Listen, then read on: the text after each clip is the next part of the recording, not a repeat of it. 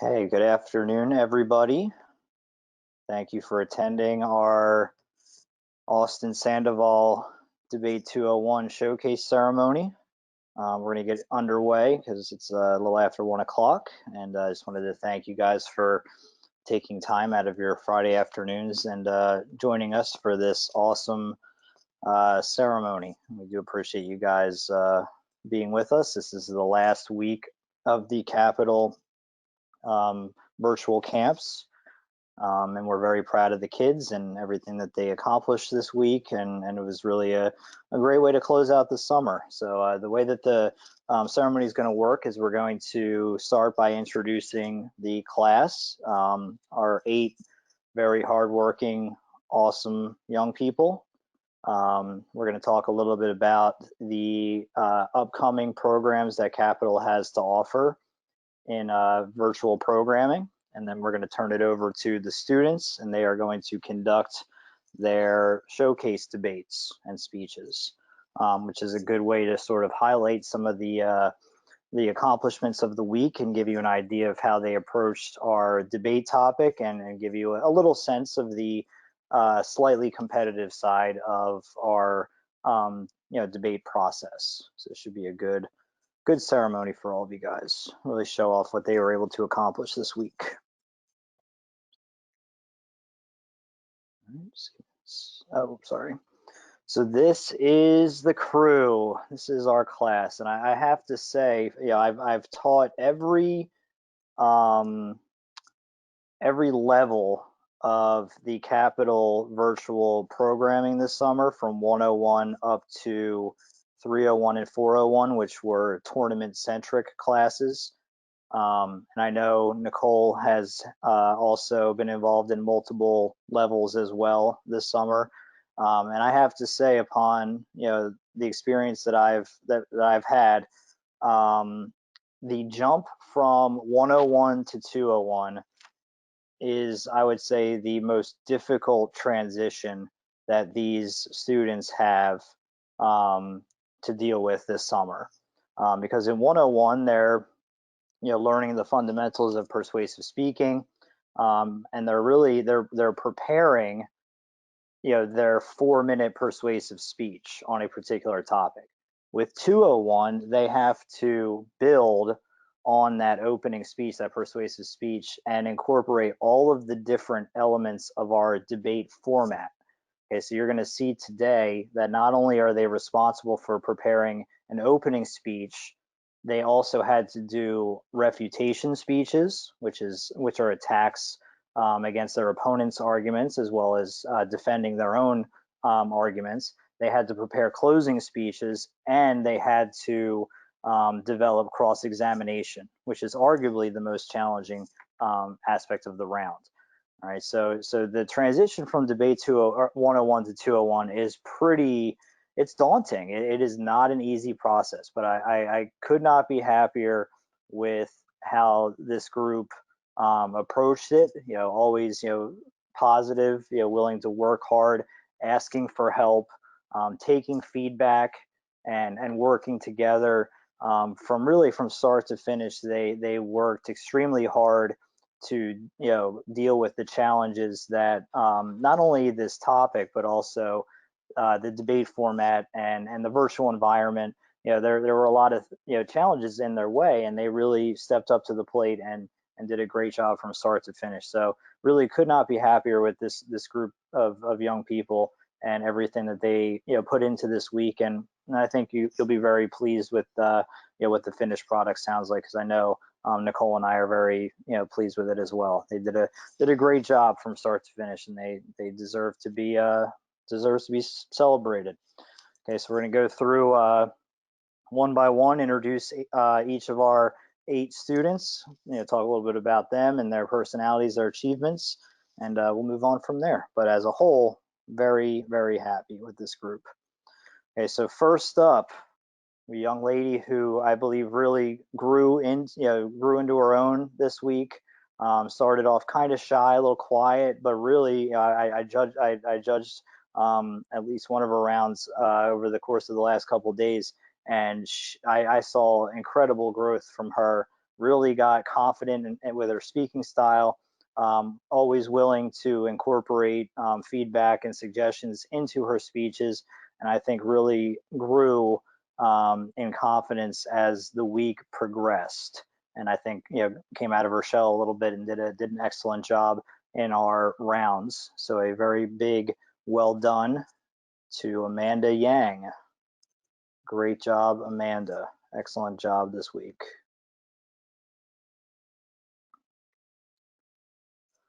Okay, and this young man has really a phenomenal speaking style. You can tell, very calm, very comfortable, cool, calm, and collected from start to finish. Really, you could tell he's got a really strong future as a debater, just because of his demeanor and again his willingness to take feedback and apply it, and also asking for help, which I know can be very difficult, to even muster up the courage to do that sometimes, being willing to ask for help. So again, a great job this week from start to finish. Really, saw a lot of improvement and a sign of great things to come for sure. So very well done to Daniel Kim. Excellent job this week, Daniel.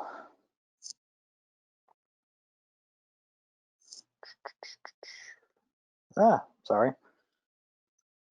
Okay, and along these lines, you're gonna hear there's a lot of similar attributes that these students share, and I think that really speaks to their character and it is a testament to them. Another young woman who again has a great future ahead of her in debate if she chooses to pursue it. Really great speaking style. I noticed especially her ability to work well with the other people in the class. It was interesting. We have multiple people in this class, multiple kids who live in the same neighborhood, which I think is very cool, especially if you look at the virtual experience this summer, having kids from all over the country in the same class. Sometimes it's nice to have that that hometown approach to it, and it was very cool to see her interactions with the other students in the class. Very respectful, very confident speaking style. Did a great job, I think, especially in cross-examination. Very good use of follow-up questions, and I think really grew into her own this week as well. So great job to Elaine Lee.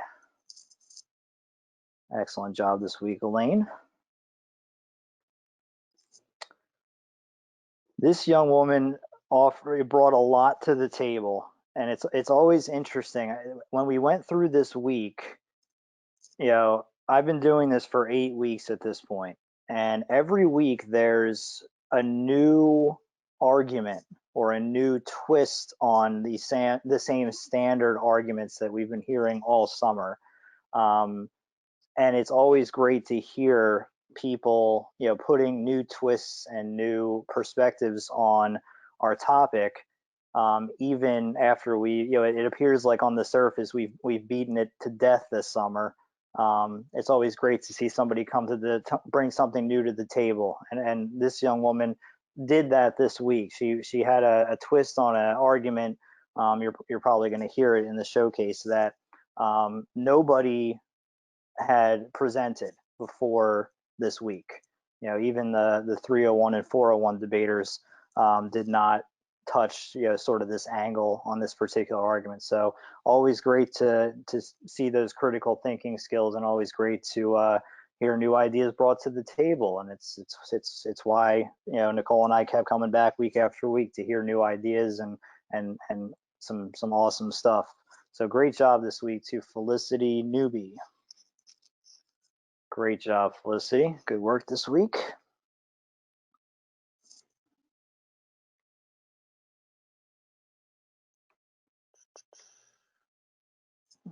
Sorry. Hold on. Okay.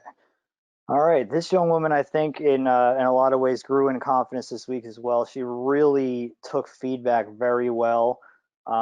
Again, implementing feedback, taking the advice that Nicole and I gave her, and doing a great job, especially when we did refutation exercises. She did a really nice job countering the other kids' arguments, other students' arguments.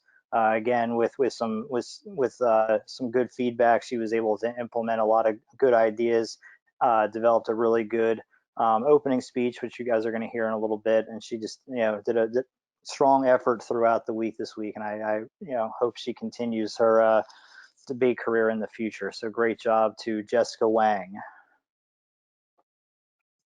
Nice job this week, Jessica.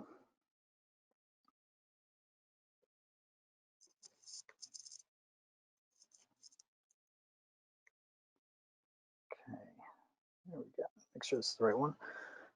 This young man came to us with sort of a different background. He actually did debate 301 earlier this summer, and I guess decided that he just couldn't get enough debates. So even though there was no 301 class this week, he came back, and we incorporated some different elements for him to give him the best possible debating experience possible. So we brought back kids from a few of my old 301 classes, and he had some scrimmage rounds against some really top competition, and he also did a great job debating against the kids in here as well. So kind of a unique experience for him, but he did a great job. He had both sides prepared, both pro and con, so he was very flexible and willing to do whatever role he needed to do to help not only himself but the other kids in the class. So I know we really appreciate his flexibility and his willingness to help everyone out, including himself. So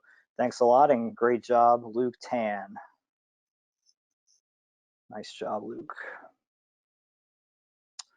Love this guy's attitude, from positive from start to finish. I got emails from him this week, and he let me know he was having a great time in his emails. And you know what? There's nothing better than that, because I know in a virtual environment, the days can seem kind of long, and and a bit of a grind, especially as we get later in the week and we're preparing speeches and getting everything together to run rounds. But it's always great to get the positive vibes, the good vibes from the kids. And this young man not only did a great job as a debater and showed a lot of improvement this week, but his attitude was really just fantastic, and it's always greatly appreciated. So thank you, and great job this week to Rick Chen. Good job this week, Rick. And last but certainly not least, saw a ton of improvement from this young woman this week. Again, a little shy, a little hesitant at first, but really grew into her own this week. Had a really good opening case that is always willing to adapt feedback and implement ideas and suggestions. Always willing to ask for help, which is a sign of certainly a sign of strength and a willingness to learn. And I think that the improvement that she showed this week is going to bode well. And I really hope that she also continues debating in the future, because there's a lot of there's a lot of potential there, and for everybody, of course. So great job this week to Sanjog Dandona. Great job this week, Sanjog. And that is our class. Great group of individuals. Nicole and I are very proud of all of them. All right, so just a few things, and then we're going to turn it over to the students. Okay, so first is our both our parent and our student survey. With the uncertainty of the pandemic, we are always looking for and are eager to receive feedback on our virtual programs, because we are looking to expand them as we move into the fall, and your feedback is, of course, always appreciated. So there are separate surveys for both the students and their experience, as well as for the parents.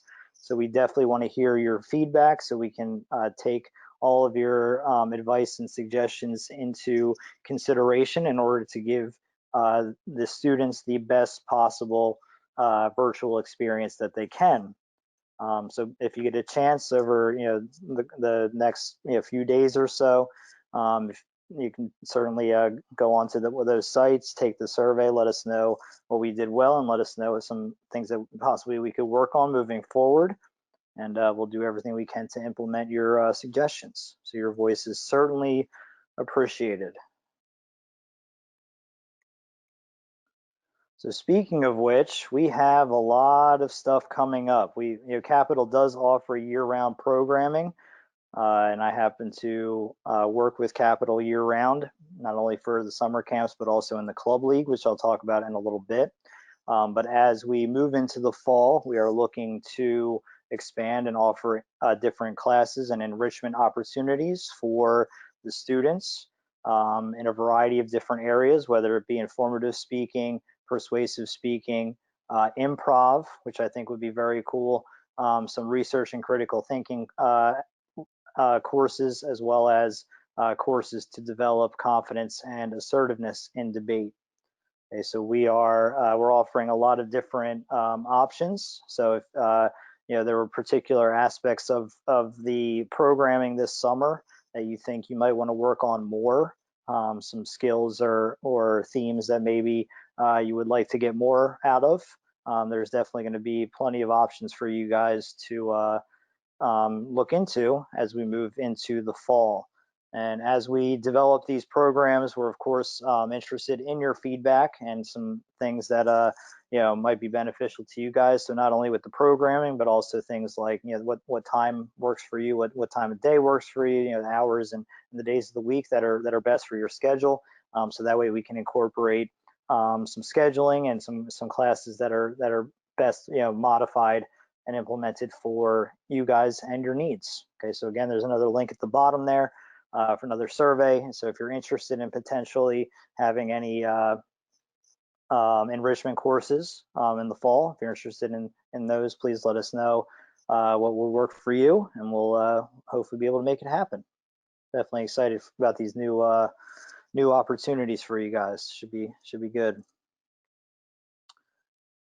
And of course, we have the Club League, which is my bread and butter, what I do year round. Club League is awesome. If you are interested in the competitive side of debate and looking to develop and hone your debating skills, Club League is the place.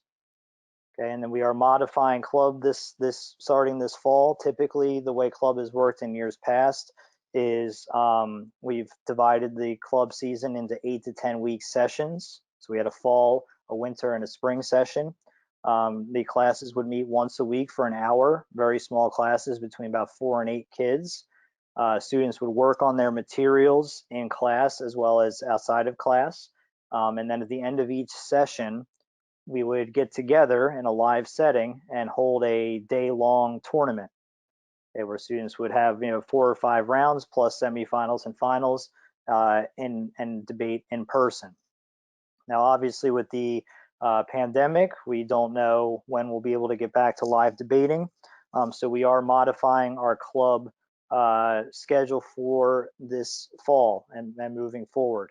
So usually in years past, the club classes have met once a week, usually on Wednesday evenings. We are now expanding that into at least 2 days a week, offering some flexibility with the scheduling. We are also going to have more tournaments. So rather than a tournament every 8 to 10 weeks, we'll have a tournament once a month. Okay, and the topic will change for every tournament. Okay, so there will be a quick turnaround, and there will be a lot of opportunities to debate, virtually, and hopefully eventually in a live setting. All right, so if you guys are interested in the competitive side of debate, Club League is an awesome way to hone your skills and continue building on everything that we have accomplished this week and what you guys have also done in your other classes this summer. It's a great time. Plus, you're often in the same classes as you're in the classes with similar people, the same people throughout the year. You hopefully will be able to meet up eventually and do live debating, so you'll be able to see the same people at tournaments from around the region. So it's a really cool opportunity to not only hone your debate skills, but also get to know kids from all over in that environment. So it's a really cool opportunity. I love doing club. It's a great way to work with kids year round in this environment, and it helps keep me sharp too. It helps keep my debating skills sharp as well, which is always good. So if you have any questions about Club League, and you want to There's plenty of information on the Capitol website, but you can also reach out to me directly, daustin@capitoldebate.com. Be more than happy to answer any questions you may have about the Club League. It's a great experience. I cannot recommend it enough. Last I heard, we're looking at well over 100 signups for a club in the fall.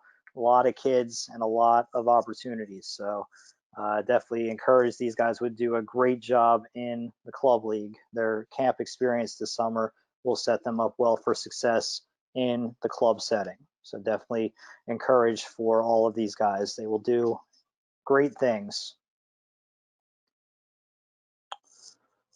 Okay. And of course, we always encourage you guys to keep in touch, even if this is the end of summer, and even if you're not part of club in the fall. Always love to hear from you guys after the summer has ended, especially if you do something great in school, if you do a great public great presentation in school, or if you have to debate in a particular class and you do a kick butt job in a debate or persuasive speaking in a particular class, drop us an email. Let us know. It's always great to hear about how you guys implement the skills, and then all the feedback that we give over the course of this week, implement those skills and other facets besides Capitol debate. So yeah, if you guys enjoyed this experience and are able to use these skills outside of this setting, let us know. Shoot us an email, or of course you can contact the Capitol office and let them know too. It's always great to hear about what you guys are doing and how you're using these skills outside of this virtual setting. So keep in touch, and it was great working with you guys, and I know that Nicole and I would love to work with you guys again in the future. It would be awesome. Okay, so without any further ado, that's enough from me. We're going to I was going to jump in if you don't mind for 1 second. Yes, please do. I'm not Nicole. I'm Ron Brett. I'm the owner of the company, but I wanted to take the time, Nicole and Dan, if you can come on the screen, I would really appreciate it. I don't usually do this, but I did want to make sure that I did take the time to thank both of them. Dan and Nicole have both been with us for over 10 weeks, almost the entire summer, and have done an absolutely amazing job. Their kids have started brand new, many of them, and have gone on to do great speeches. I can't wait to see them now, but I just wanted to personally thank you for you could have done a lot of things during the summer, but you really dedicated yourself to making a huge difference in the students' lives, and that's really honorable. And I hope to see both of you in the fall. And I'm really looking forward. I don't want to interrupt any more of your presentations, but thank you to both. And we want a little round of applause for Thank the you. end of the summer and great service. So thank you, and I'll see you later. Thanks, Good luck. Ron. Appreciate it. Thank you. Awesome. Yeah, good stuff. So that's enough from me. We're going to turn it over to the kids, and they're going to perform some awesome showcase debates for you guys. So the way that showcases work, we are cutting the rounds in half for time purposes. So the students will present their opening speech, which will be 2 minutes in length rather than the normal 4. And then after each opening speech, their opponent will cross-examine them. It'll be a 1-minute cross-examination. And then after the second cross-examination, we move into the refutation speeches, which will be about 1.5 minutes in length, followed by the closings, which will be 1 minute. Okay, so I told the kids earlier before we broke for lunch that even though these are slightly modified for time purposes, they should definitely share their full 4-minute opening speech with you guys, because they are really, really good. And you'll be able to see the headline version in this showcase ceremony. You really get the the themes of the speeches, and see some of their argumentation. Okay, so just for reference, our resolution debate topic is government regulation of social media platforms. Does more good than harm.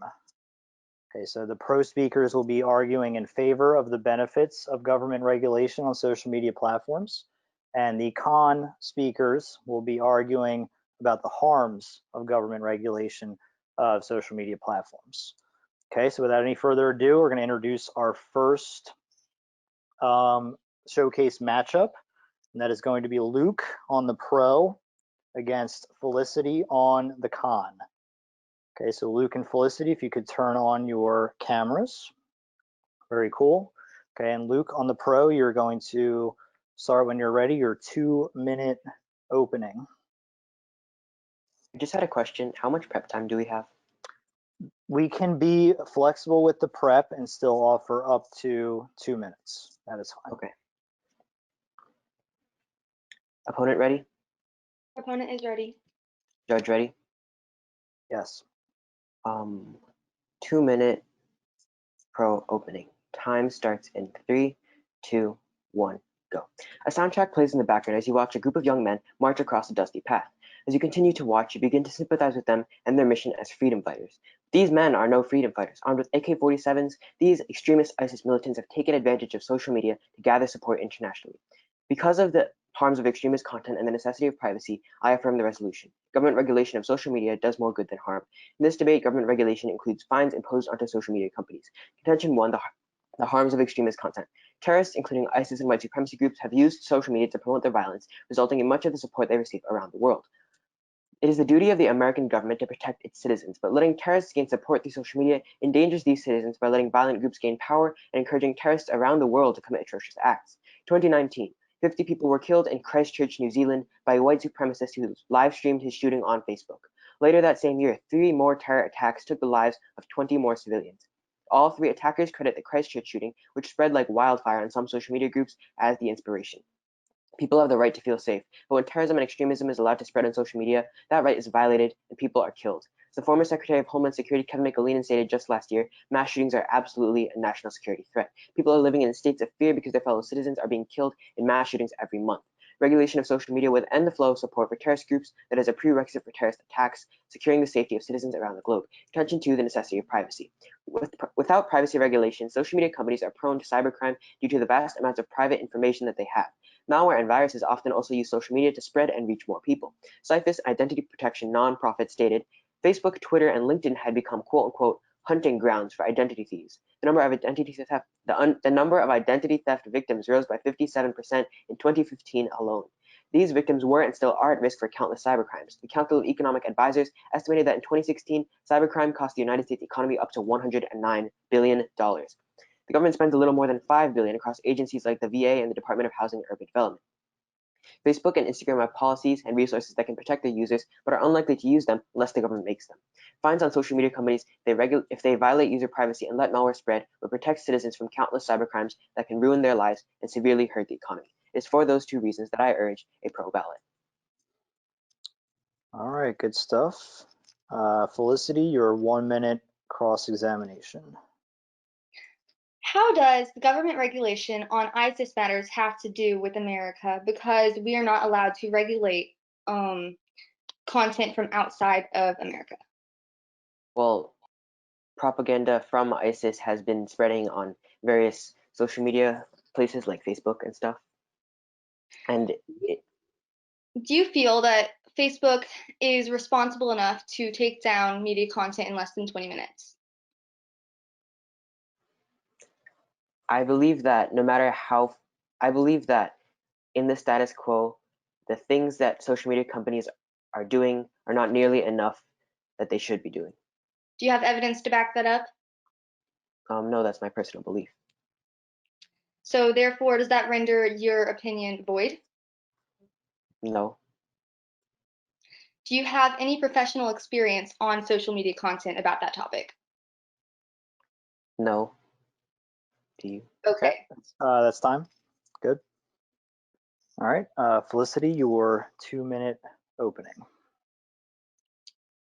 Okay. Opponent ready? Yeah. Coach ready? Yes. Time starts now. Government regulation on social medias does more harm than good. Have you ever considered the influence social media has placed on our lives? Moderation has been provided by media companies. However, the government is wanting to step in. This could be detrimental to our society. Thus, here are two reasons why the government should not regulate social media companies. Because it would create faulty moderation and it would produce misinformation. Government regulation would create faulty moderation when companies can easily do it themselves. Facebook has employed over 30,000 people for detection and removal and has removed over 15 million pieces of violent content during a 3-month period in 2018. 99% of this was done automatically, along with information from Instagram. Because Instagram is owned by Facebook, they collaborated and were alerted to terrorist activity, which led to the removal of at least 28 accounts. Macrotrends also acknowledges that Twitter has 4,900 employees, which is an increase of 25% from 2018, meaning that social media companies have recognized their faults and are getting better at working together. The Observer Research Foundation has stated that freedom of expression on social media is integral to a healthy, thriving democracy. We will be stronger by enabling and cultivating it, not curtailing it. Media companies are more capable of filtering explicit or hateful content than the government to provide a more innovative, thriving, collaborative platform, whereas the government has no experience. Thus, keeping government regulation away from private companies would continue to strengthen their business.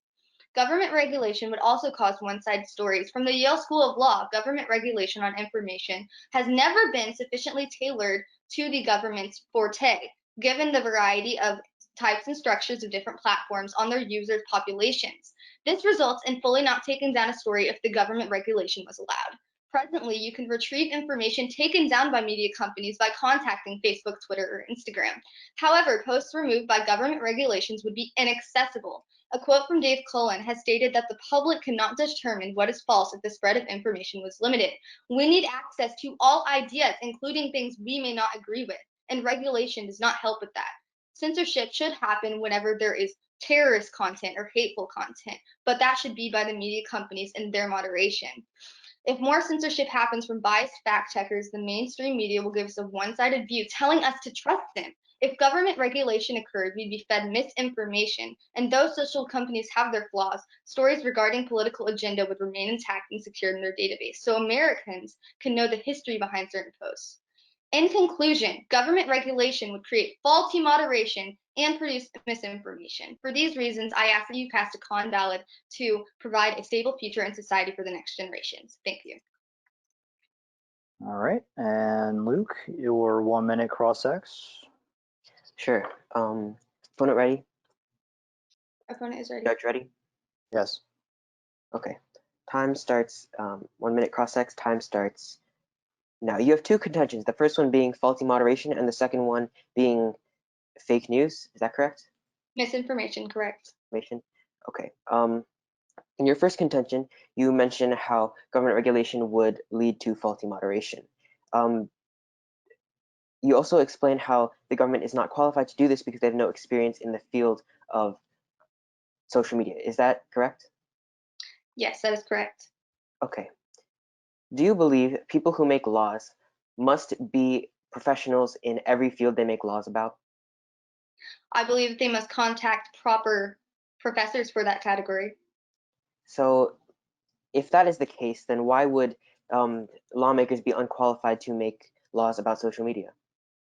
Because they have a political agenda, and people such as the president or the Supreme Court should not have access to legislation such as that, because they do not have any form of that. And if they were to build a security system, it would take them years anyway. Okay, I think that's time. Yes. All right, good. All right, Luke, your 1.5 minute refutation. Can I have a minute of prep? Sure.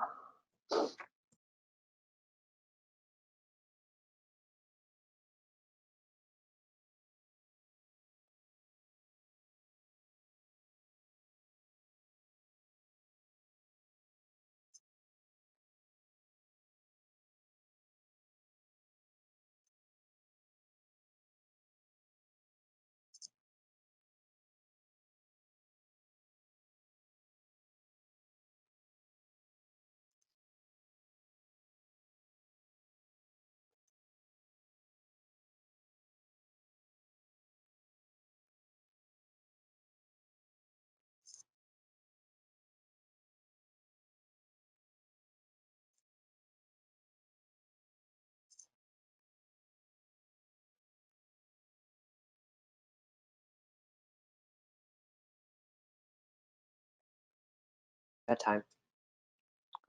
Yes. Okay. 1 minute 30. Attack speech. Time starts in. Opponent ready? Judge ready? Is ready. Yes. Okay. Time starts now. My opponent's first contention is about faulty moderation and the idea that the government is not qualified to moderate social media and it will do it worse. My opponents admitted in cross-ex that lawmakers do not need to be professionals in every field in order to make laws about them. For example, take nuclear science. Not every lawmaker must be a professional in nuclear science in order to make laws about it. The same applies to social media. The lawmakers would not be the ones going into social media and deciding what they want to see and what they don't want to see. Because if they were to do that, that would be extremely biased. No, instead it would be lawmakers likely hiring a third-party fact checker that would most likely be unbiased to go through social media and alert social media companies when they find false information. My opponents explained that companies are supposedly doing enough to limit the spread of, say, terrorist content. But every minute that terrorist content is allowed to spread is another minute that more lives are being put at risk. You can look at the example of the Christchurch shooting. Christchurch shooting was online for a total of, I believe it was 12 minutes. And because of that, 3 more shootings took the lives of 20 more people. My opponent's second contention is about how government regulation would lead to one-sided stories and how the government would take down anything that it goes against its agenda. This is not possible because the government won't be the one going through social media and deciding what is acceptable. As I mentioned previously, the government would likely be hiring a third party to re-fact check the things that go on in social media because, yeah. Government regulation of social media is essential to protect the well-being and safety of American citizens. It is for that reason that I urge a pro-ballot. Okay. And Felicity, your refutation?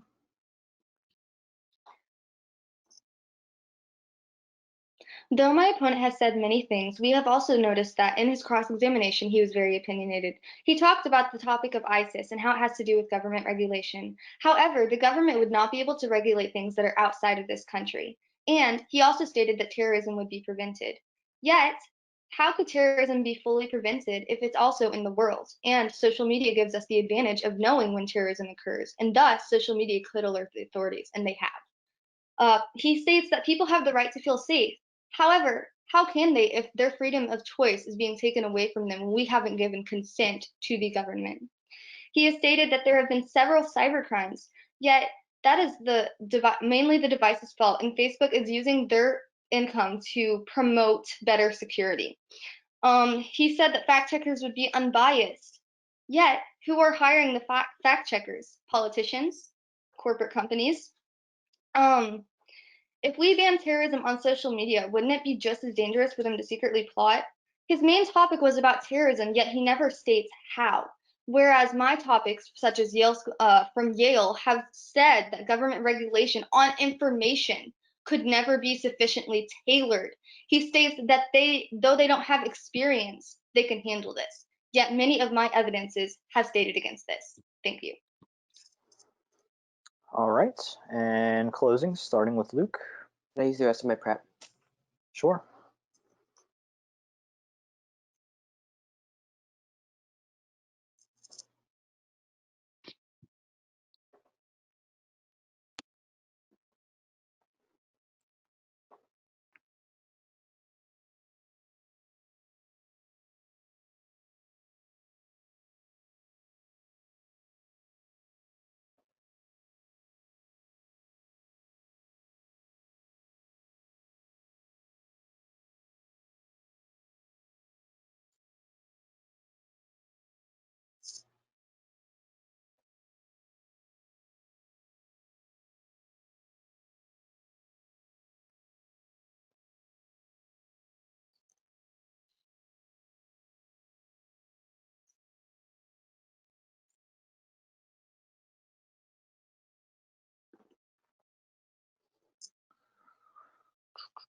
All right, it's time. Okay. Opponent ready? Yes. Judge ready? Yes. Time starts 1 minute. Affirmative conclusion. Time starts Now, Judge, today I have won this debate because I have proved how the regulation of social media by the government would protect American citizens from issues and problems and dangers such as terrorism and privacy violations. My opponents attempted to take down my terrorism argument by saying that terrorism should be allowed to, in a sense, be on social media so that people can be aware of it. Does that mean that the original live streaming of the Christchurch shooting should be allowed to spread on social media, inciting further violence, causing more mass shootings? I don't believe so.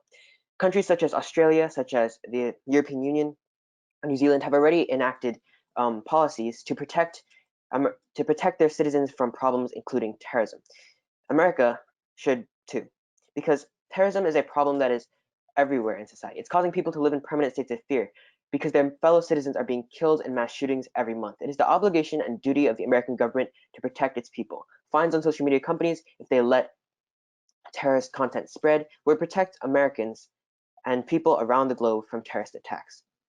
Because government regulation of social media would protect American citizens from dangers including terrorism, I urge a pro ballot. All right. And Felicity, you're closing. Can I use some of my prep time? Sure.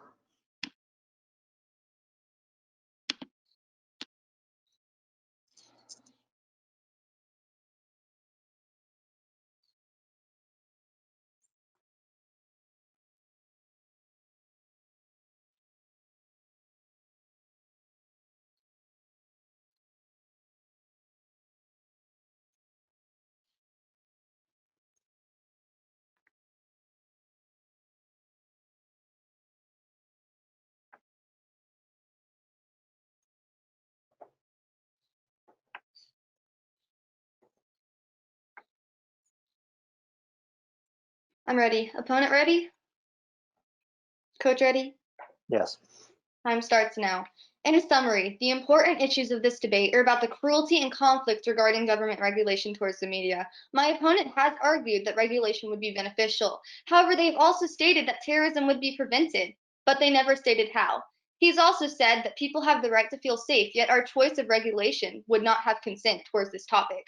He's also stated that information about how social media causes terrorism, but never prevents proof. We can clearly see that regulations would be harmful to our economy and the country. Though the opposition has persisted, we are still winning this debate. In my case, I presented two necessary, crucial arguments as to why you should vote for the con side.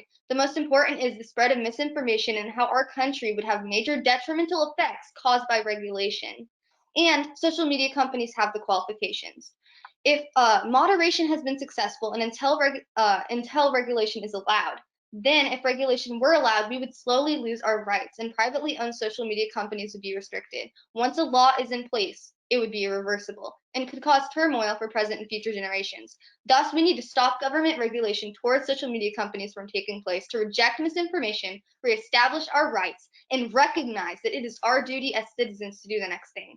The government should not regulate so we can prevent the spread of misinformation, establish freedom, and regain our country. Thank you. All right. Great job, guys. Good work.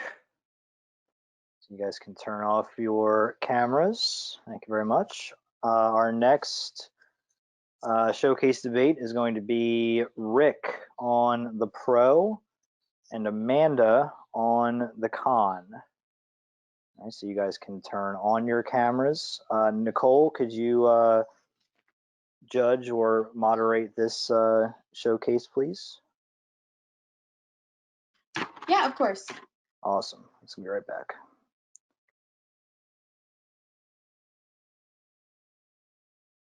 Okay, Pro, whenever you are ready, you can start. In today's society, changing. Each and every person has a different take on what the government should or should not be doing.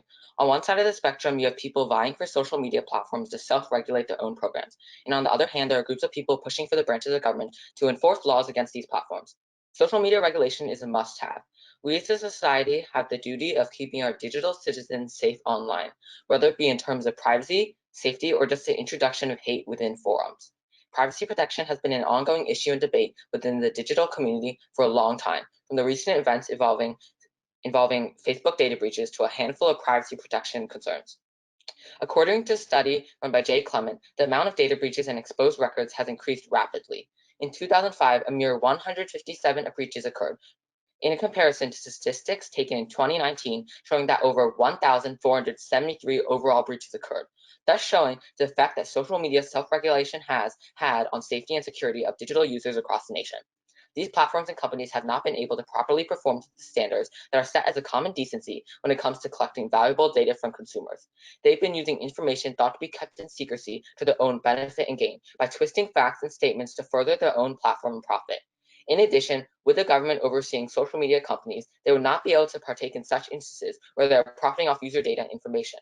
Privacy protection is an issue that could be fixed with government regulation and an issue that needs to be addressed. Fake news has been a headline heard all over the world. In these past few years, it's a phrase that is used frequently across a variety of social media platforms. Without the government being on these platforms constantly to control and filter content being created by consumers using these programs, the companies behind those apps aren't likely to find these unfactual facts. A prime example would have to be the Lululemon bat fried rice scandal that occurred in February. The t-shirt depicts a bat-shaped figure with the body of a Chinese takeout-style box.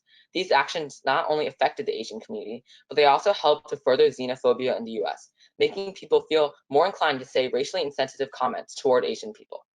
A study run by the Pew Research Center noted that out of a nearly 10,000 person survey, 58% of Asians surveyed believed that after the coronavirus outbreak started, it was more common for people to express racist views. These statistics show that the increase in racist posts and forums directed at Asians helped to foster a new sense of xenophobia, unlike seen before. With government oversight, they would be able to control these posts spitting incorrect stats and facts about the virus or any other topic. By having government regulation on social media, it will not only limit the amount of misinformation spread, but it will also drastically improve the society that we live in. It is for these reasons that I urge a pro ballot.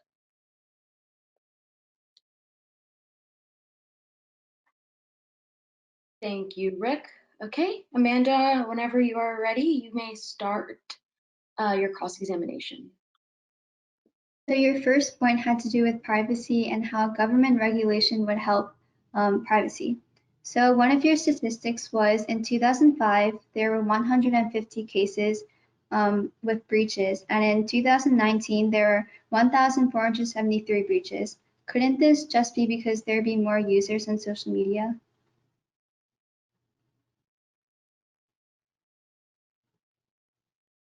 Increase that the increase between social media users is smaller than this, meaning that the overall amount of statistics is going much higher and a much positive increase in growth, meaning that the amount of breaches on social media companies is also increasing rapidly. Another one of your points was the companies themselves are twisting the facts. Do you have any evidence for this?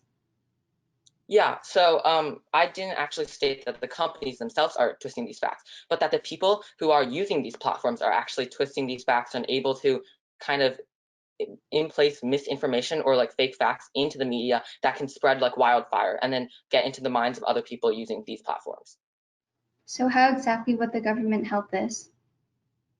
The government would be able to identify what is misinformation and what is unfactual by their sources, and then from there they're able to take it down according to the Shennick versus United States court. The First Amendment isn't protected, but the Shennick versus United States says that any speech that is meant to incite harm on others is not protected by the First Amendment rights, meaning that they're able to take down these hate speeches that are meant to incite harm on other certain groups of people. Okay, thank you. That is time. All right, Amanda, whenever you are ready. As social media and technology become more and more prominent in the present time, the question of whether the government should regulate social media companies becomes a stronger issue. Some people may think bringing the government in is how it should be fixed, but this idea may spark other problems. The government shouldn't regulate social media companies because the government might abuse the power, and social media companies don't need the government's help. If the government were to start restricting social media companies, politics and power might influence the government to bend the news. Because technology is becoming a bigger part of everyone's lives, giving the government the power of social media could be dangerous.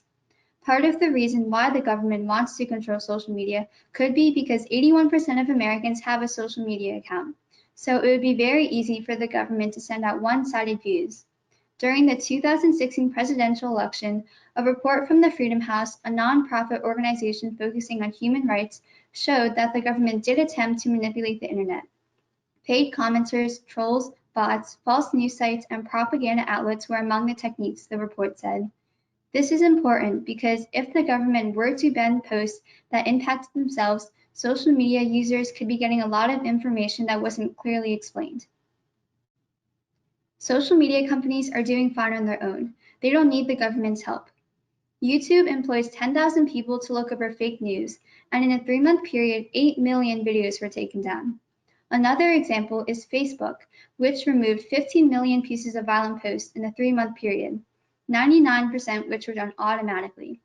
This is saying that yes, social media companies aren't perfect, and they won't be able to catch everything, but they are doing a good job to prevent views in these posts.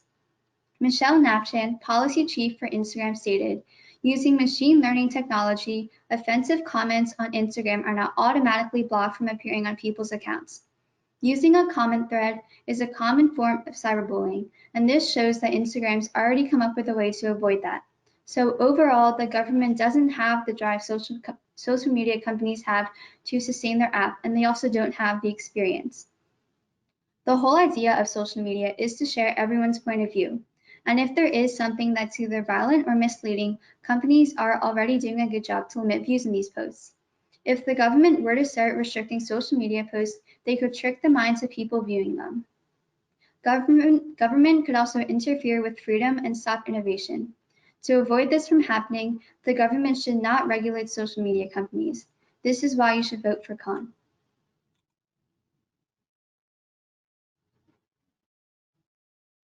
Thank you, Amanda. Okay, Rick, whenever you are ready for cross-examination, you can begin. In your second argument, you stated that the government would trick the minds of people viewing them, but aren't social media companies already tricking users by selling their data?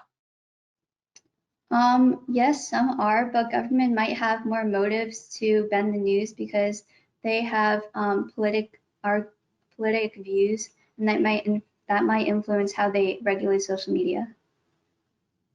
And in your second argument, you brought up the issue of cyberbullying, but you say that in Instagram's Michelle Nafchan says something about them kind of looking through bots on posts, but doesn't cyberbullying mainly happen in private messages? How will social media companies solve this problem?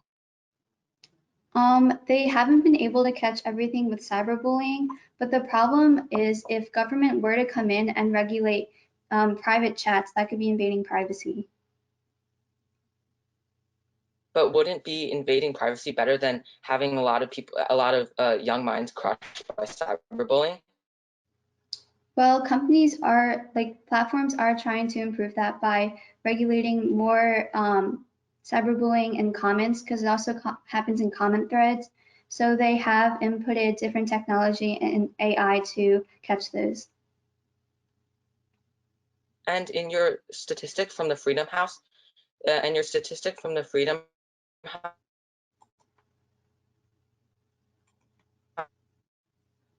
I'm sorry, can you repeat it? Like it glitched out.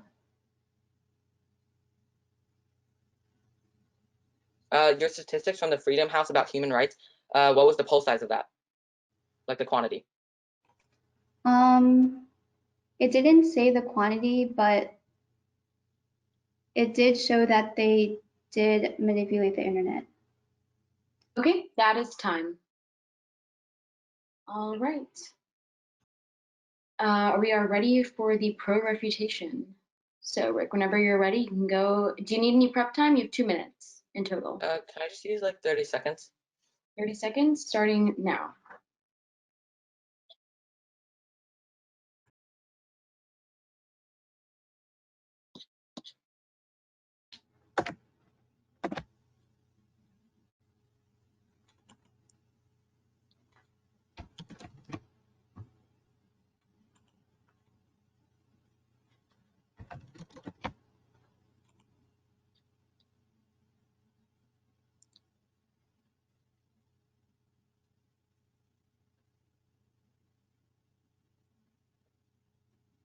Okay, that was 30 seconds. Okay. In my opponent's first argument, they argued that they argued that they seem to make the point that if the government were to regulate social media, we would be being fed false information because they would not want any opposition or posts that seem to cause harm to their own reputation. But in a realistic point of view, the issue of social media regulation will not be directly handed to congresswomen or like congressmen. They wouldn't be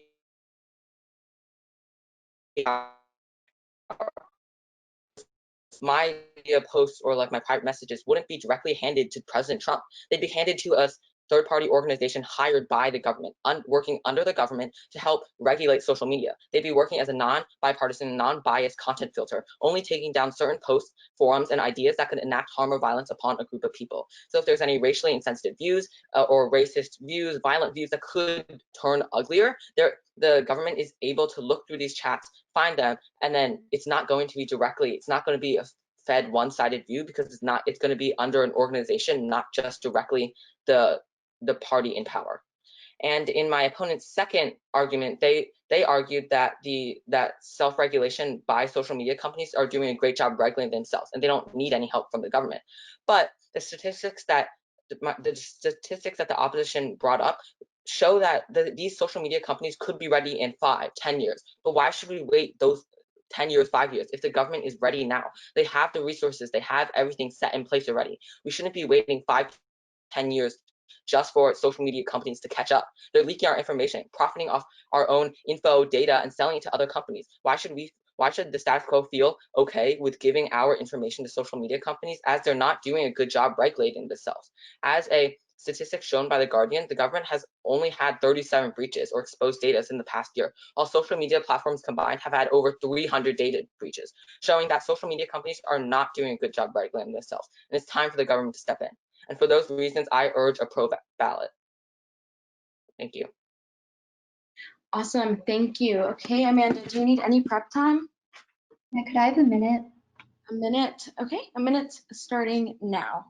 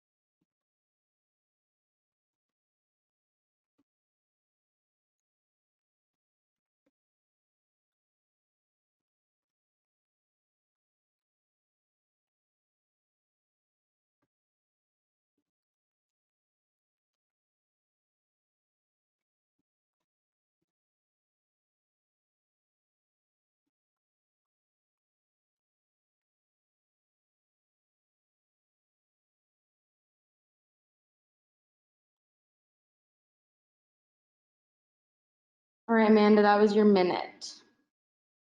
Okay. My opponent's first point was about privacy and safety and how there have been many breaches online, especially on Facebook. I can refute this by saying media platforms like Facebook are improving their detecting systems. They are implementing AI technology and automating systems to help detect these problems. Also, the government could also invade people's privacy and safety. There's no way to say that they won't. My opponent's second point talked about fake information, but as I said in my speech, YouTube, Facebook, and other social media websites are improving their ways. If the government were to step in, first, they don't have as much experience and tools as the companies who are private, and second, it would disrupt their ways of improving their system.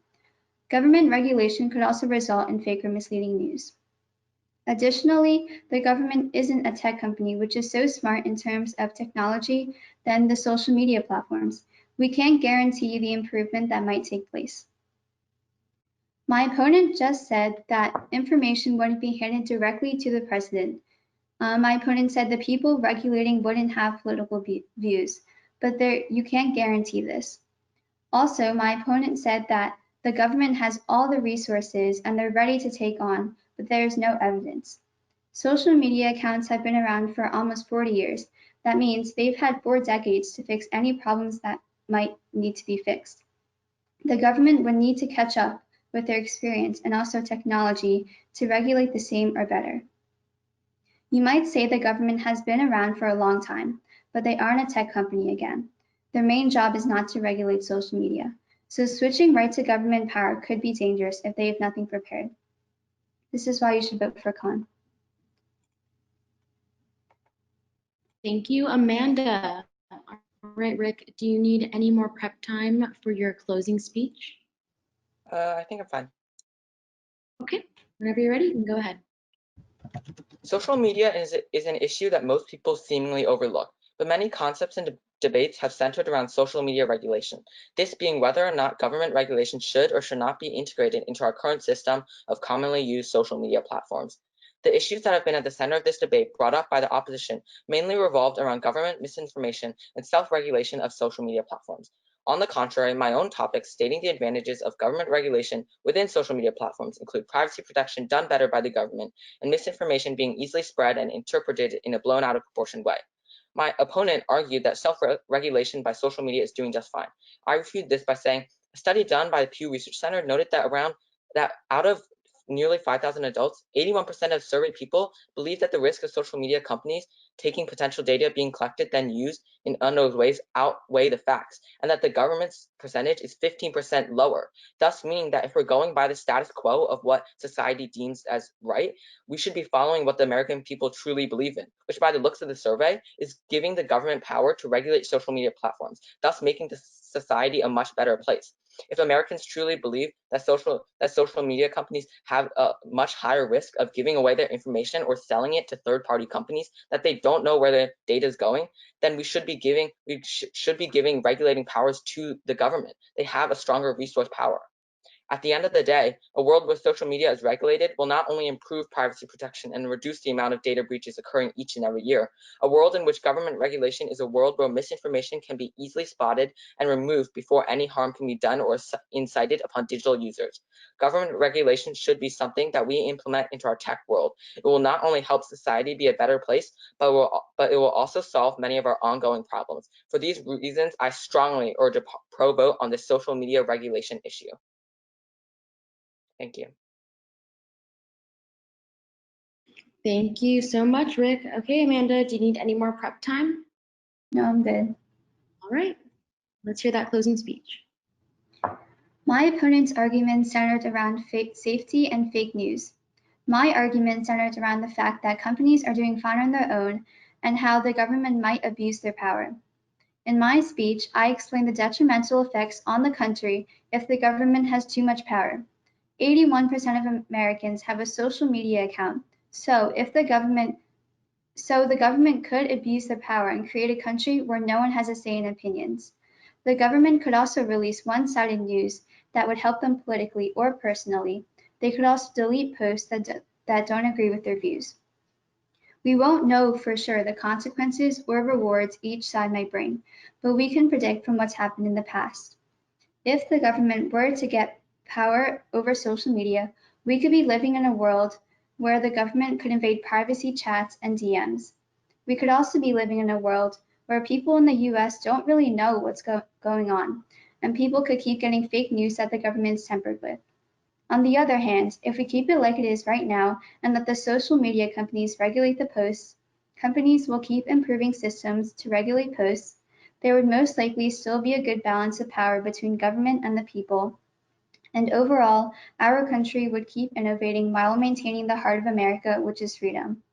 For these reasons, you should vote for Khan. Thank you, Amanda. And that brings a close to our debate. Okay, you guys can hop off camera now. Great job, guys. Okay, and the next debaters can pop on camera. Yes, great job, guys. So our next debate is going to be Daniel on pro against Sanjog on the con. Sanjog is kind enough to be going twice for us, so you'll be seeing her for the next two showcases, and Daniel will be her first opposition. All right, so Daniel, when you are ready, you can start your 2-minute pro opening.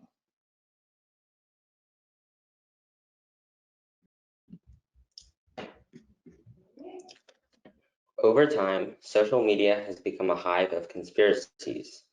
conspiracies that have been so inspiring that they have called people to act against an inexistent terror or enemy.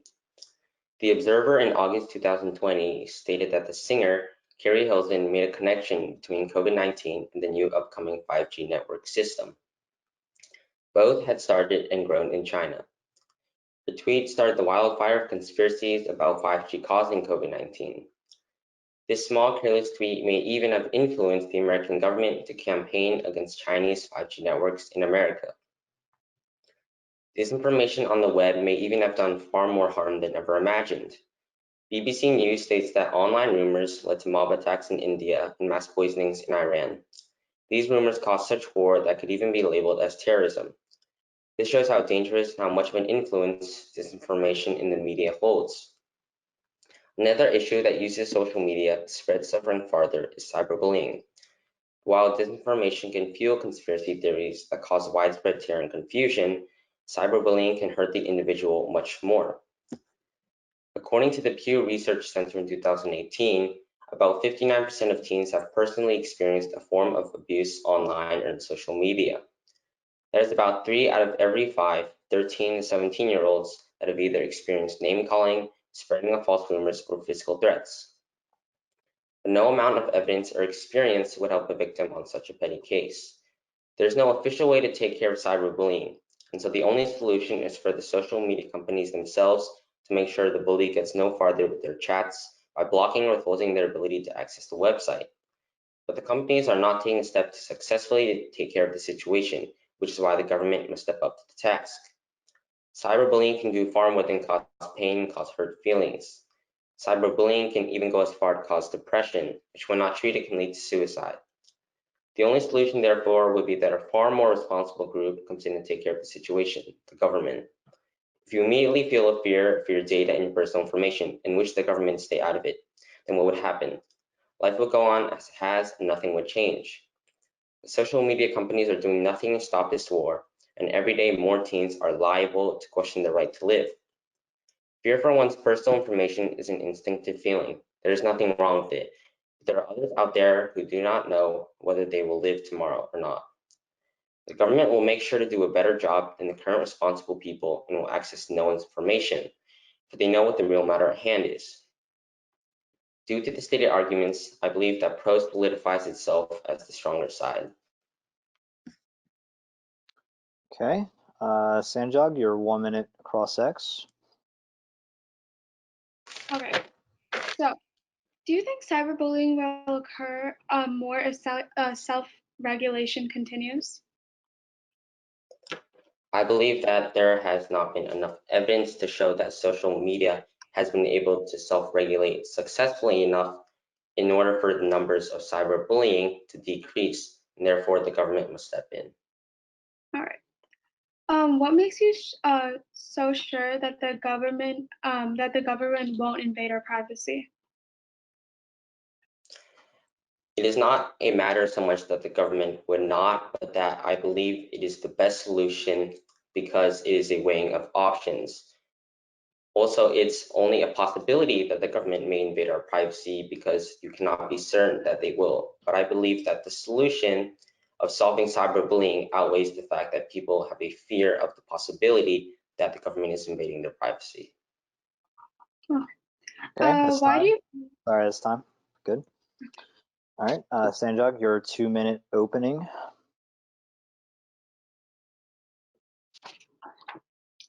Social media is highly used every day, especially during a pandemic. Everyone wants to keep up with their friends and family. Over the past few weeks, social media has been getting a lot of hate for their lack of safety. Due to security reasons, the government wants to step in and take control. There are discussions going on whether we should let the government take over social media. Government regulations will not cause more good than harm because without the regulations, platforms can enforce their own safety ethics to keep users safe from any danger, and the government can hide information from their citizens without them knowing. Along with this, false content can be put out on the internet. Social media platforms should have the right to control their apps instead of being regulated by the government. Socials such as Twitter and Facebook have created new policies to keep platforms safe for all users. Twitter has created a policy to flag any misleading information so that users can know what is true and false. Facebook has also created a policy where any threats or false information will immediately be taken down. This shows that the platforms are planning to improve in their own ways and don't need any form of regulation. According to Facebook, they are planning to keep all of their security and privacy details safe. They will not tolerate any disrespectful behavior and make it a safe platform for people to communicate. Social media companies should be able to create their own policies without the help of the government regulations. Next, the government can hide information from their citizens or put false content out in the open. On June 23, 2020, Donald Trump sent out a tweet that included false info about coronavirus. Twitter immediately flagged this. This is only one of the many incidents. This action shows that the government could potentially leak misleading info. For example, the Chinese government controls all social media. They will only show their citizens what they want them to see. According to The Atlantic and DW, the Chinese government is able to track all their users' moves and process everything they do. Suppose you are paying with your credit card on your phone. Their government will be tracking all your financial history. The government could take down any posts about causes they do not support or stop people from freely speaking on social media. Overall, the government should not be allowed to regulate because social media platforms are creating new policies for safety, and the government can hide information or release false news. We as citizens should have the right to speak freely and post what we want. Social apps will make policies to provide a safer environment, and there will be no need for regulation.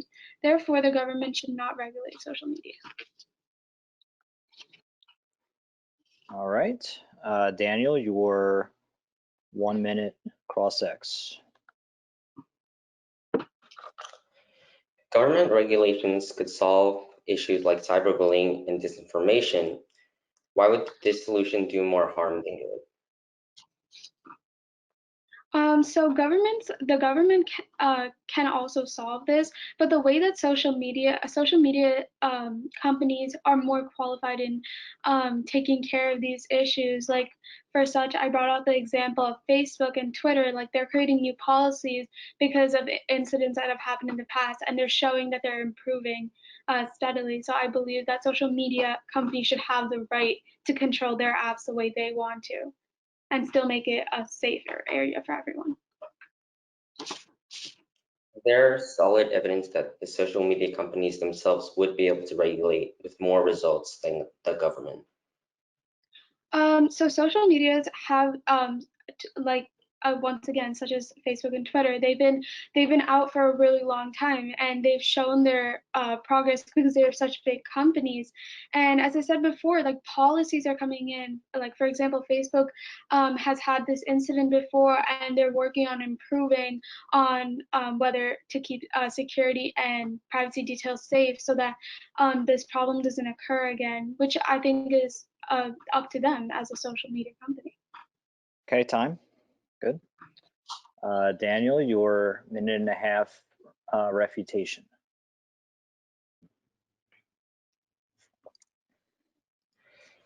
My opponent presented multiple arguments. The first being that if the government regulated social media, they would be able to take over the political news and even implement political bias.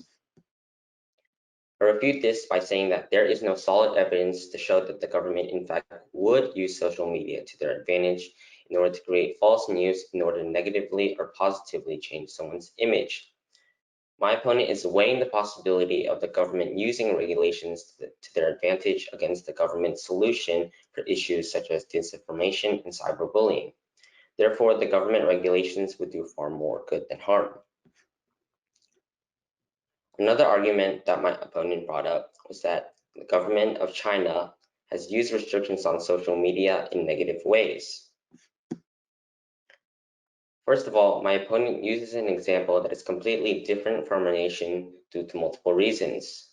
China is a one-party communist system, and there's no direct evidence to show that the citizens of China are in any way against these restrictions. According to the World Population Review, China was ranked 106th in safety, whereas the United States was ranked 124th. This all adds up to show that not only is China's system not evil, but it also shows results that our government does not. My opponent also brought up the fact that social media companies would be able to better regulate their websites due to their experience and their resources and their policies. I believe that the government, due to the fact that it includes more employees at a number of 2.1 million employees, I believe that due to the fact that it outnumbers all these other social media companies, it has more resources and more time in order to be able to block out or restrict all false news or negative changes. And I Time. also believe, Good. All right, Sanjog, your minute and a half refutation. Can I use 30 seconds of my prep? Sure.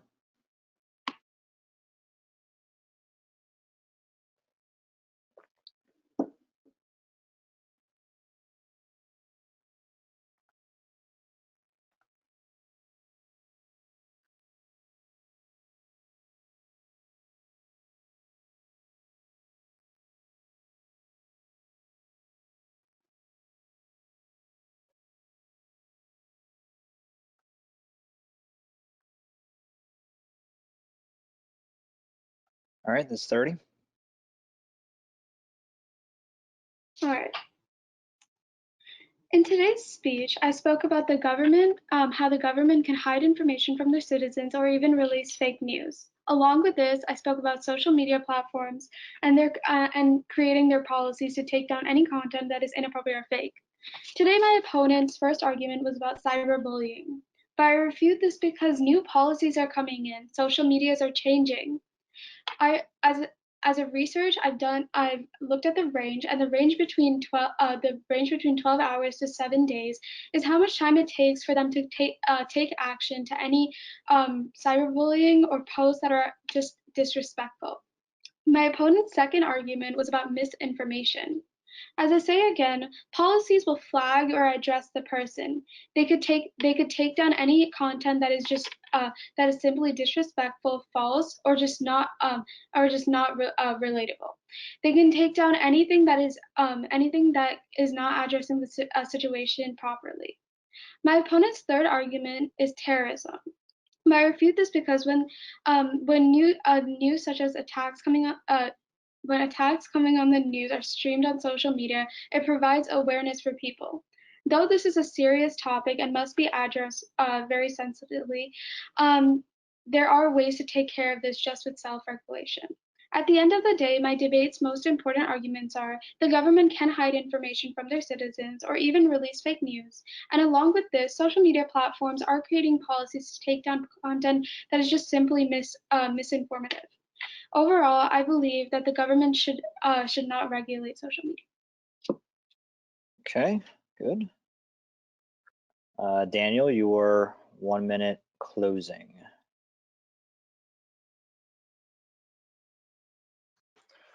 in this closing speech, I will be summarizing the most important issues discussed in today's debate. My opponent argued that the government would use regulations of social media in an unlawful manner. They would oppress certain firms or individuals, restrict freedom of speech, and even use the spread of fake news to better their political position or image. Also, my opponent has claimed that social media companies have already shown considerable progress in regulating certain false or misleading news. However, I stated in my speech is that there is no evidence to show that the government would in fact use regulations to their advantage, due to the fact that the government's regulations on social media is a hypothetical situation. If that matter came to be, however, the government would be able to solve certain issues like disinformation and cyberbullying, which have risen in percentage due to social media's self-regulations. At the end of the day, this is the most important argument in the debate due to the three topics presented below. First, cyberbullying and disinformation affect Americans' daily lives every year and can even lead others to the point where it affects their health. Secondly, social media companies are not producing enough results in order to solve this problem alone, which is where the government comes in. Lastly, the government's invasion of users' privacy is a possibility, while as presented, cyberbullying and disinformation are completely real and terrifying issues. Due to the reasons presented, I strongly urge you to side for government regulations on social media. Okay, and Sanjog, your 1 minute closing. Today I spoke about 2 points. 1, the government can hide information from their citizens. 2, social media platforms are creating new policies. My opponent argued that social media should be regulated due to cyberbullying, misinformation, and terrorism. I refuted this by saying that that all these problems can be solved just by the policies that are coming in. But even if you believe that the opposition is winning this point, we're still winning today's debate. In our case, I presented 2 arguments as to why you should vote for me. The most important of these arguments are that the government could hide information, leak misleading content, or potentially take advantage of our personal information. My argument is in this contention is that the government won't be doing more good than harm for our social media. First, if the government were to take regulations into their own hand, we don't know where our information will be going and for what reason it will be used. Along with this, the government can hide or spread misleading information. They could take down posts and petitions for causes they do not support and take the right for people to speak freely since they are a very political group. Lastly, social media apps are improving in their policies to make sure all users feel safe on their platforms.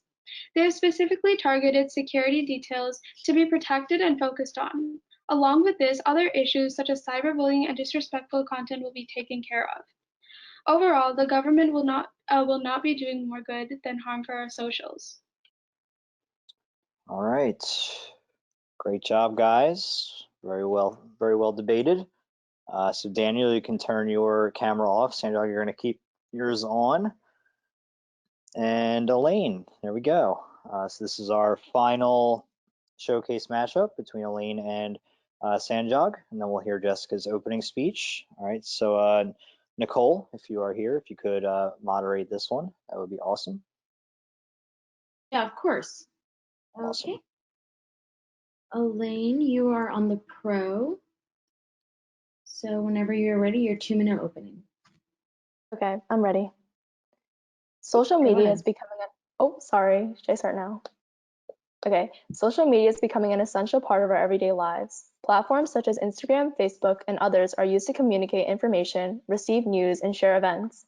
A rising topic is whether the government should be able to regulate these platforms. Government regulation should be enforced on social media.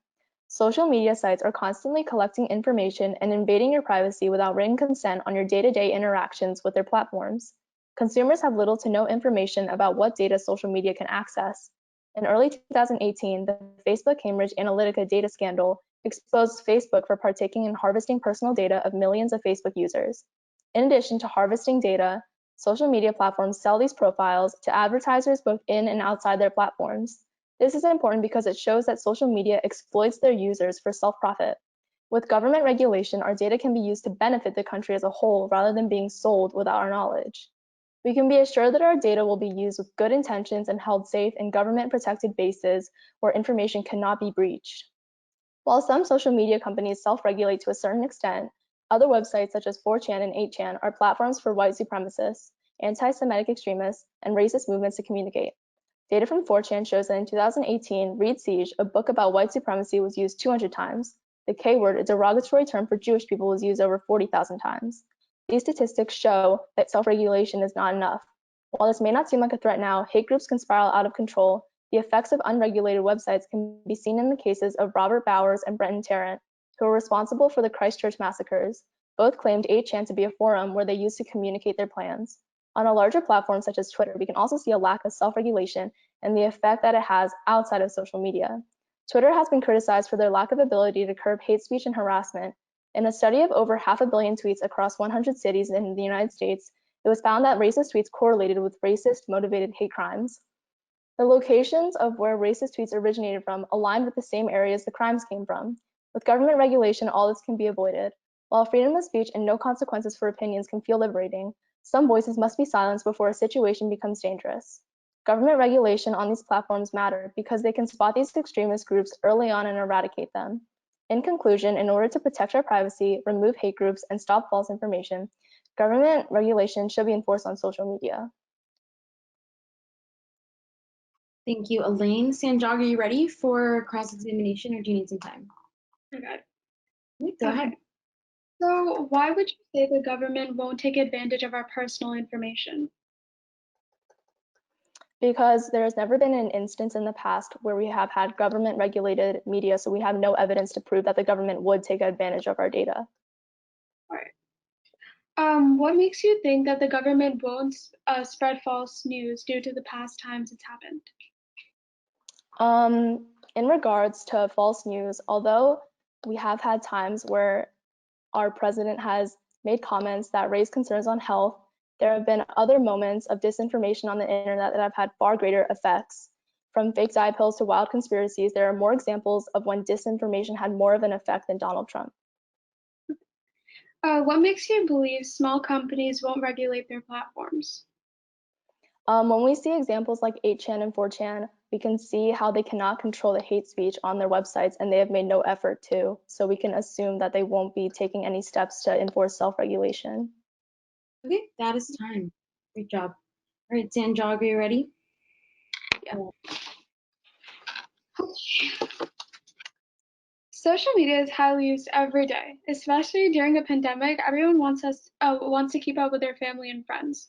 Over the past few weeks, social media has been getting a lot of hate for their lack of safety. Due to security reasons, the government wants to step in and take control. There are discussions going on whether we should let the government take over social media. Government regulations will not do more good than harm. Because without these regulations, platforms can enforce their own safety ethics to keep users safe from any danger, and the government can hide information from their citizens without them knowing. Along with this, false content can be put out on the internet.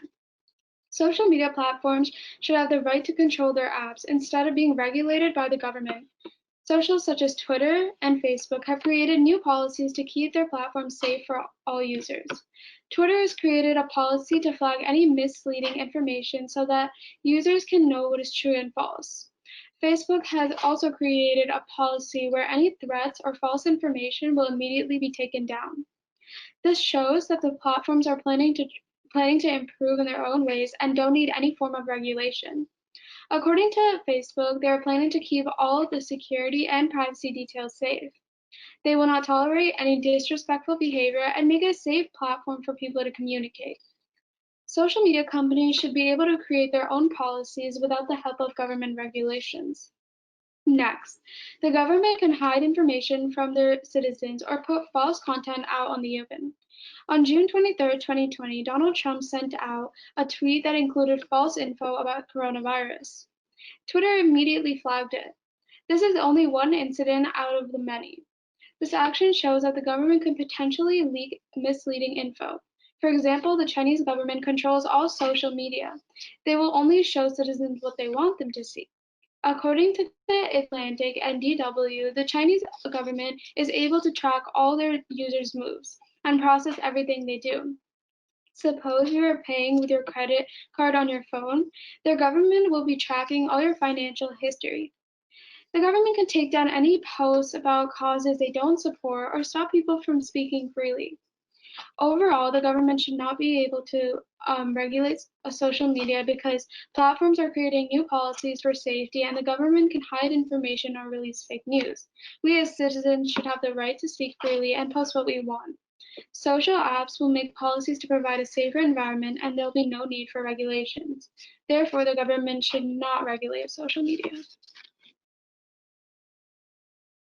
Okay, thank you. Elaine, are you ready for cross-examination or would you like some prep time? I'm ready. Okay, go ahead.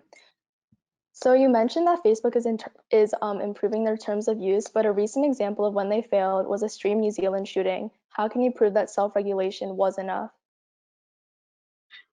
This policy that I speak about has come out recently, and they're planning to improve on what the mistakes they've done in the past, such as any information being leaked out. They're working on how to make it more secure so that none of this happens again. Mm-hmm. Thank you. Do you have proof that the government will abuse their power when we have never experienced something like government regulation? As I see from right now at this point of view, I see a lot of celebrities and political people using their platforms in ways that you would never think. And they're more, for example, I gave Donald Trump, he posted about coronavirus, and coronavirus is a really big issue right now. But putting false content out there, like drinking bleach or anything like that, is just simply harmful to people and it could affect them. Do you have evidence that the government will do worse at regulation than social media if they have never tried? I think social media has more of an advantage because they've been in this business for so long, and they've been able to manage it up until now. There's some incidents that have happened, but they're definitely working on making their platforms more safer for all users and anyone who's really on that. Okay, that is time. Great job. Okay, Pro, are we ready for the refutation or do you need some prep time? I'm ready. Okay, go ahead. Okay, my opponent presented the argument that social media is able to self-regulate. I refute this with an example of when social media was clearly unable to self-regulate was the stream shooting of the New Zealand Twin Mosque on Facebook. It was streamed for a total of 17 minutes, and in that time, over 1.5 million copies of that video were spread across the internet. The video was rewatched thousands of times before Facebook could remove it. This shows that even with Facebook's self-regulation tactics and employees, they were still unable to remove this video quickly. Also, as I mentioned before, websites like 8chan, 4chan, and Twitter are examples of platforms that are not regulated enough. While self-regulation is being worked on, it isn't happening quickly enough, and the government needs to step in. My opponent also argued that the government can manipulate social media and use China as an example. However, I refute this by saying there's no proof that the government will indeed change the media in the future. We have never had a government regulating media, so we do not know if they will influence the media. But we can see from China's regulation that government manipulation of the media does not always lead to bad things. China is altogether a strong country, even with a heavily government regulated media. With strict rules for the media, China has eliminated economic threats. Under a communist party, China has become one of the fastest growing economies. In 2019, China was ranked 19th in the fastest growing economies, while the United States was ranked 101st. These are all points that contribute to why government regulation should be enforced on social media.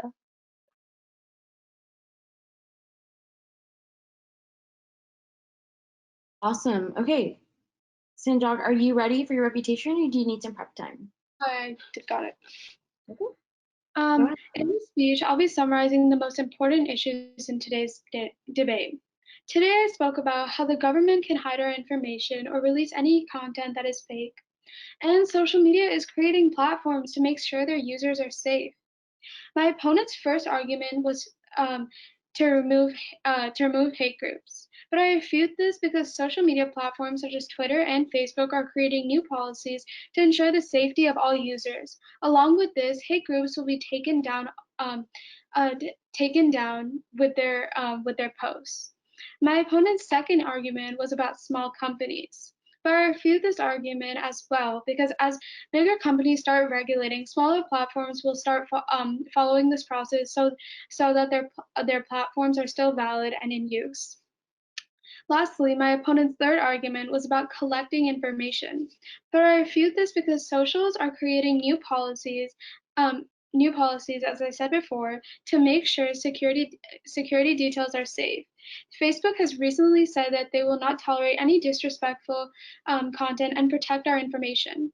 At the end of the day, my debate's most important arguments are that the government can potentially hide information from their citizens, and that social platforms are creating new policies to ensure the safety of their users. Overall, government regulation should not happen over social media. Okay. Thank you so much. Elaine, do you need any prep time before your closing speech? Yeah, can I just use it? Yep, 2 minutes on the clock, starting now.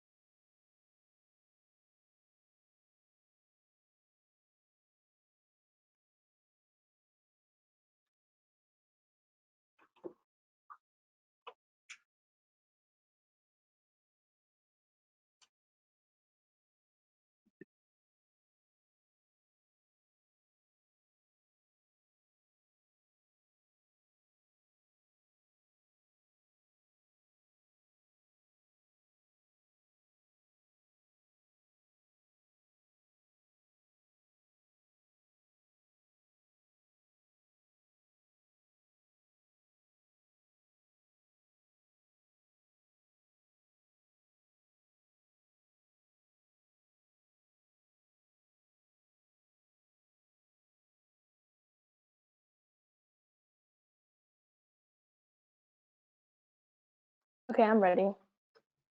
Okay, awesome. Go ahead and start. Okay, to conclude, I will summarize the most important issues in today's debate.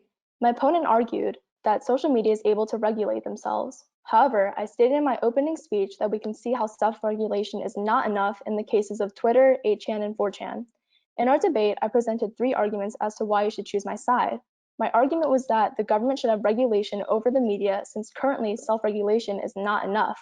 My opponent tried to attack this point by saying socials are coming up with new policies. I refuted this by saying we can see that self-regulation is still not enough by referring to my points from my case, such as platforms that are allowing hate speech, like 4chan and 8chan. My opponents said in their attack speech that the government will manipulate data. However, I refuted this by saying government manipulation of data is not always a negative thing, as China is a strong country with a regulated media. At the end of the day, government regulation will benefit us more positively than no regulation because of these 2 points.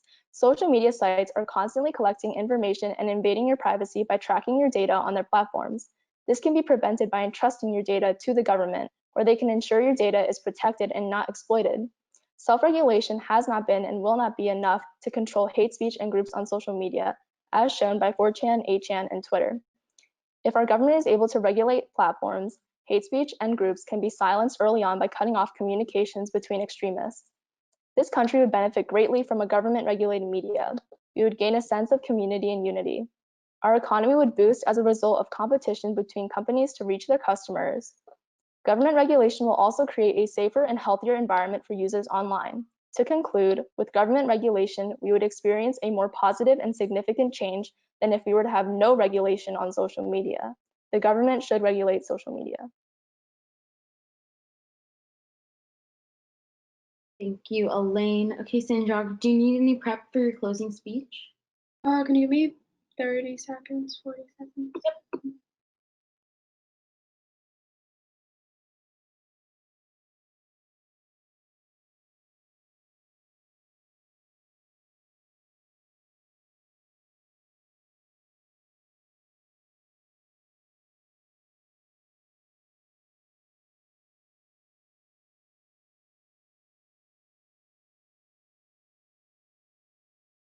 Okay, I'm here.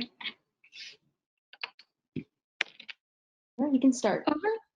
Okay. Over the course of my speech, I've spoken about the government hiding information from their citizens and policies being created by social media platforms.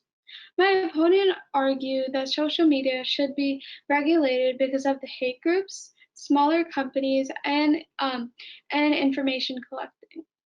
I refute this because all these arguments will be fixed due to the new policies coming through. But even if you believe that the opposition is winning this point, we're still winning today's debate. In our case, I presented 2 arguments as to why you should vote for me. The most important of these arguments is that the government could hide certain information, leak misleading content, or potentially take advantage of our own personal information. My argument in this contention is that the government won't be doing more good than harm for our social media. First, if the government were to take regulations into their own hands, we don't know where our information will be going and for what benefits it'll be used for. Along with this, the government can hide or spread misleading information. They could take down posts and petitions for causes they do not support and take the rights for people to speak freely. Since they are very political, this might cause a huge problem. Lastly, social media apps are improving in their policies to make sure all users feel safe on their platform. They have specifically targeted security details to protect and focus on more. Along with this, other issues such as cyberbullying and disrespectful content shall be taken down with their new rules. Overall, the government will not be doing more good than harm for our socials.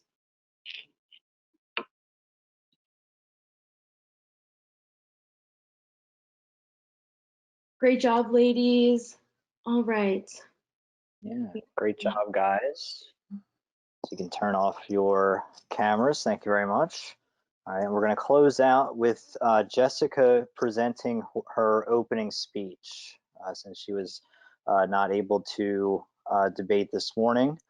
I want to make sure that she can at least give her opening speech for you guys. All right, so Jessica, if you could turn on your camera. Very cool. All right, and when you're ready, you can present your opening speech for us. Okay. During these hard times with the coronavirus pandemic, more and more people have been spending unnecessary amounts of time on social media. One rising problem that more people are taking notice of is if the government should regulate social media platforms. The government should regulate social media platforms for the reasons I have stated in my speech. If the government regulates social media, kids will stop using social media and eventually get used to spending more time with family and friends. As many of you may know, cyberbullying is very common for teenagers. Overall, 36.5% of people feel that they have been cyberbullied in their lifetime, and 17.4% have reported that it has happened at some point in the last 30 days. According to the graph I found on cyberbullying.org, over the past years, starting from 2007 to 2019, the percent of people getting cyberbullied went up a good amount from 18.5% to 36.5%. Cyberbullying can affect children deeply by making them feel bad about themselves and decrease their self-confidence. Regulating social media will make sure that kids won't be cyberbullied online. This will help kids keep their spirits up because they are not getting bullied anymore. It would also help children feel better about themselves. Overall, cyberbullying is a huge problem of many teenagers' lives, and regulating certain social media platforms will not make this problem as bad as it used to be. Hacking into people's accounts is also a very bad problem. Hackers can hack into other people's privacy just by going into the person's account. Over the years from 2005 to 2017, people's accounts who have got hacked went from 200 to 1,300, which means that people's privacy is not as protected as before. Without social media, it would be harder for people to look at other people's privacy and track them down. The highest social media account people get hacked in is Instagram. So if the government regulates Instagram or makes some changes on the chat function, then the rate of people getting hacked will drop. Lastly, although not many people talk about it, kids and also adults are spending more and more time on their phones and social media, which decreases their self-esteem. It is hard to focus in school while thinking about some picture on Instagram or some other videos on TikTok. Also, some kids are shy and they do not have many friends. So if they see something on Instagram of two girls having fun at the beach, that person is probably going to feel bad about themselves because they don't have as many friends as other people do. Kids then won't be able to do as well in school as before, when social media wasn't a thing. If social media platforms were regulated, students could focus in school and get better education and job opportunities. Overall, the government should regulate social media platforms because of these reasons. All right. Thank you, Jessica. Good stuff. All right, so I'm going to ask everyone if you could turn on your camera because we're going to close out. Just want to say goodbye one more time. We can all turn our cameras on one last time.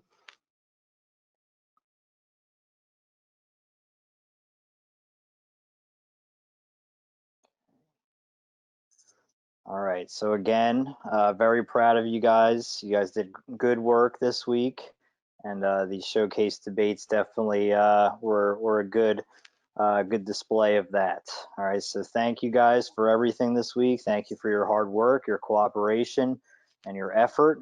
It means a lot to Nicole and myself. It was a pleasure to work with all of you, and I really hope to see you guys again in the future, whether that be in club or fingers crossed for live camps next summer. All right, so hopefully you guys enjoy the rest of your summer and stay safe and stay healthy and enjoy the beginning of your school year, whatever that may look like. And hope to see you guys again real soon. All right, so have a great weekend. Take care of yourselves, and thanks for everything.